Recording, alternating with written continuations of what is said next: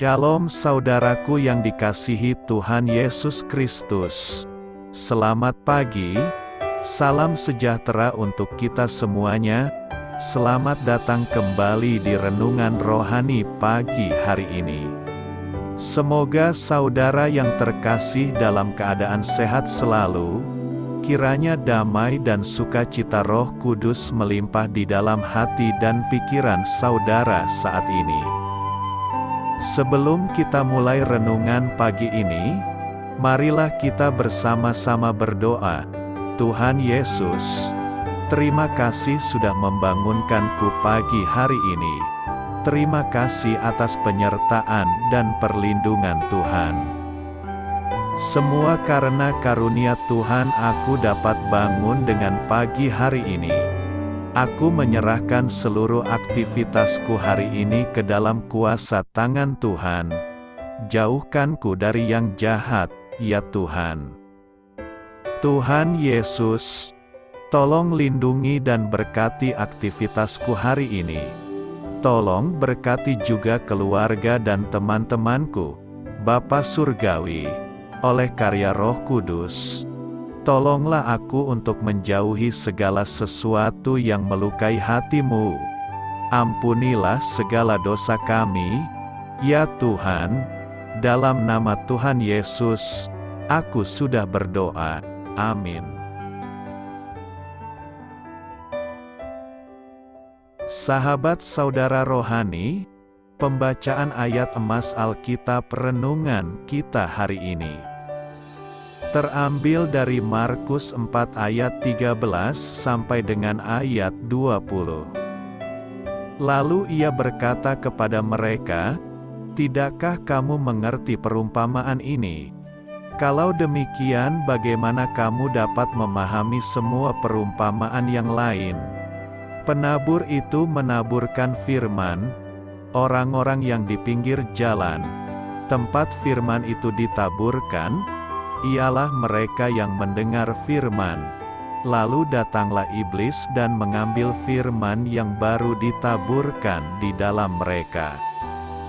Demikian juga yang ditaburkan di tanah yang berbatu-batu, ialah orang-orang yang mendengar firman itu dan segera menerimanya dengan gembira.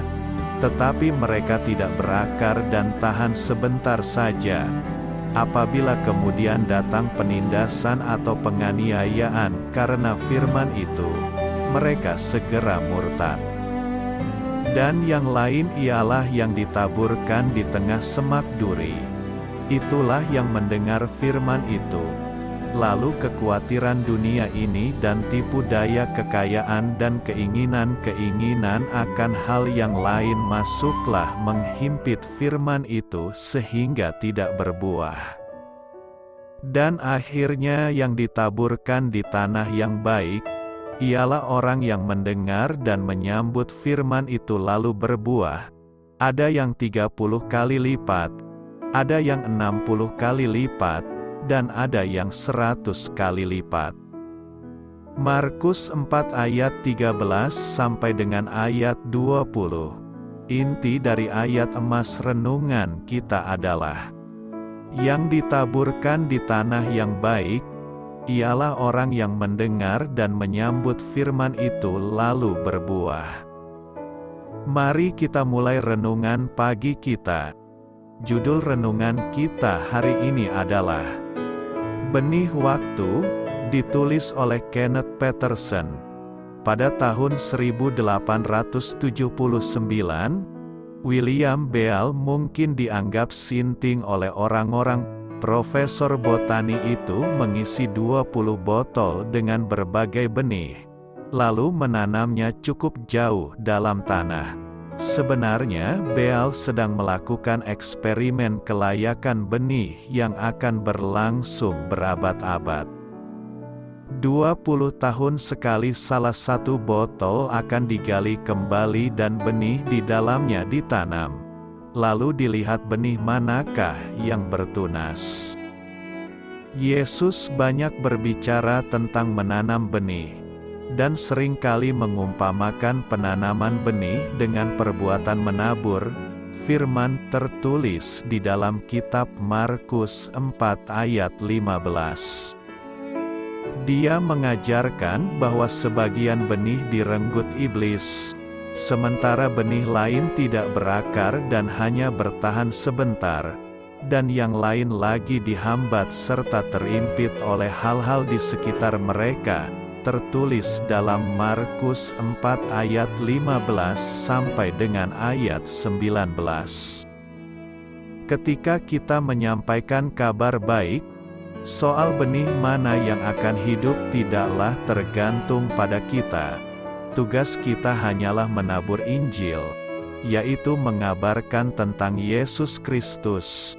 Pergilah ke seluruh dunia, beritakanlah Injil kepada segala makhluk, tertulis di dalam kitab Markus 16 ayat 15. Pada tahun 2021, ada satu lagi botol milik Beal yang digali. Benih di dalamnya ditanam dan beberapa di antaranya bertunas, setelah terpendam lebih dari 142 tahun.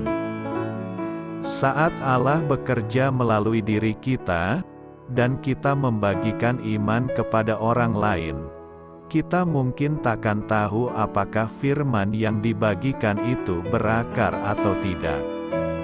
Akan tetapi, biarlah kita dikuatkan dengan menyadari bahwa benih kabar baik yang kita taburkan, bahkan bertahun-tahun kemudian, dapat diterima oleh seseorang yang mendengar dan menyambut firman itu lalu berbuah, tertulis di dalam kitab Markus 4 ayat 20. Dari ayat renungan kita yang tertulis, yang ditaburkan di tanah yang baik, ialah orang yang mendengar dan menyambut firman itu lalu berbuah. Dari ayat itu kita dapat melihat bahwa seseorang yang mendengarkan firman Tuhan dan melaksanakannya adalah orang yang memiliki berkat dan memiliki iman, sebab orang yang tidak beriman pun tahu apa itu firman Tuhan, tetapi logikanya selalu mengendalikannya dan berbuat sesuatu yang bertentangan dengan firman Tuhan. Melaksanakan firman Tuhan akan dapat dilaksanakan secara benar apabila kita melepaskan ketergantungan secara duniawi.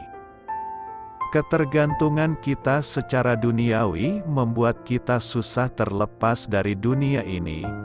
Kebahagiaan dunia ini memang nikmat sehingga banyak jemaat atau bahkan tokoh agama yang masuk ke dalam jurang karena ketidakmampuan mengendalikan dirinya. Penyerahan diri secara utuh itu memang sulit, tetapi harus dicoba bertahap sampai nanti kita mampu mengendalikan diri kita seutuhnya. Semoga saudara penonton channel Saudara Rohani selalu diberikan kerendahan hati dan kekuatan. Amin. Marilah kita renungkan di dalam hati kita. Pikirkan salah satu pengalaman Anda memberitakan Injil kepada seseorang. Bagaimana tanggapannya saat itu? Bagaimana Anda mendoakan orang itu sekarang? Hal ini patut kamu ketahui. Kitab-kitab Injil sinoptik Matius, Markus, dan Lukas mencatat 38-46 perumpamaan Yesus. Mayoritas tercantum dalam Lukas, tetapi banyak yang diulang dalam Injil lainnya. Mengapa Yesus sering berbicara dengan perumpamaan? Dia menjelaskan kepada murid-muridnya demikian. Kepadamu diberi karunia untuk mengetahui rahasia kerajaan sorga, tetapi kepada mereka tidak. Karena siapa yang mempunyai, kepadanya akan diberi, sehingga ia berkelimpahan, tetapi siapa yang tidak mempunyai, apapun juga yang ada padanya akan diambil daripadanya. Itulah sebabnya aku berkata-kata dalam perumpamaan kepada mereka, karena sekalipun melihat, mereka tidak melihat dan sekalipun mendengar, mereka tidak mendengar dan tidak mengerti. Tertulis di dalam kitab Matius 13 ayat 11-13. Yesus menyatakan bahwa itu menggenapi nubuatan Yesaya. Coba lihat Yesaya 6 ayat 9 sampai ayat 10. Kebenaran Alkitab hanya dapat dipahami dengan pertolongan Roh Kudus. Rasul Paulus kemudian menggemakan kebenaran itu di dalam 1 Korintus 2 ayat 7 sampai dengan ayat 14. Amin.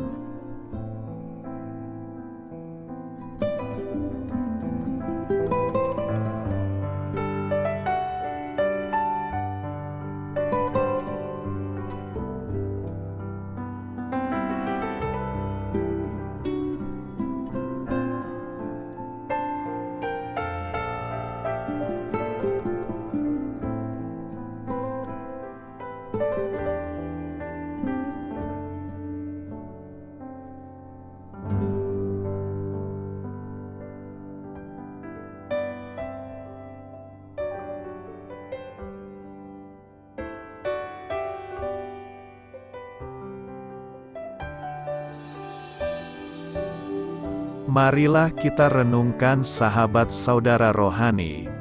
Demikianlah renungan firman Tuhan pagi hari ini. Semoga menjadi berkat dalam hidup kita. Dan sebelum kita memulai segala aktivitas kita pagi hari ini, marilah kita berdoa. Selamat pagi Bapa, malam hari telah berganti pagi. Kehidupan baru telah Engkau berikan kembali bagi kami. Bapa Surgawi, tolonglah aku menyadari kebutuhan orang lain, supaya aku dapat membagikan apa yang telah Engkau berikan kepadaku. Pada saat aku membutuhkan, berilah aku keyakinan bahwa Engkau akan mencukupkanku, melalui orang-orang yang mengasihi-Mu, bukan karena kami pantas atau layak, namun karena kasih karunia-Mu kami boleh ada, sebagaimana kami ada di pagi hari ini. Terima kasih Tuhan, atas kesempatan baru yang telah Tuhan berikan kepada kami, untuk bisa memperbaiki diri agar kami bisa lebih layak di hadapan-Mu. Hari ini kami serahkan semua perkara dan kesulitan yang akan kami lalui ke dalam tangan-Mu. Biarkanlah kami bisa memuliakan-Mu dalam segala aktivitas yang akan kami lakukan. Amin. Biarlah firman Tuhan menjadi pengingat untuk kita semua, bahwa tuntunan dari Roh Kudus akan selalu memberi jalan keluar bagi setiap permasalahan hidup kita, dan memberi kedamaian di hati kita. Sampai jumpa di renungan pagi saudara rohani berikutnya.